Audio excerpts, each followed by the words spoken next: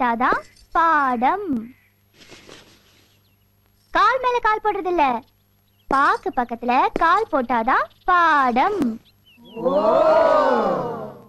பா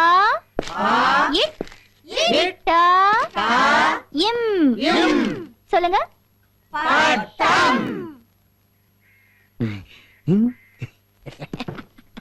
ஏன் அங்க போய் உட்கார்ந்தீங்க? Co education teacher. முதல்ல உங்க இடத்துக்கு போங்க. ஐயா கண்ணு டீச்சர், இங்க கொஞ்சம் வாங்கல. என்னங்க டீச்சர்? அந்த ஆபீசர் அப்பல இருந்து இங்கேயே பாத்துட்டு இருக்காரு. எனக்கு பாடம் நடத்த கூச்சமா இருக்கு. அவரை கொஞ்சம் அந்த பக்கம் போக சொல்றீங்களா? இவ்வளவு தானே? இப்ப பாருங்க. டேய், நான் சொன்னேன்னு சொல்ல வேண்டாம். ஓ அப்படி ஒண்ணு இருக்குதோ?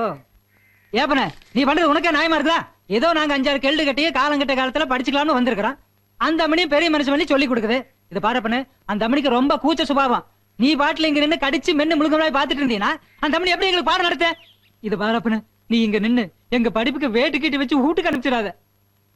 என்ன திருதிருன்னு முடிக்கிற? புரியலையாக்கு? Can't you understand?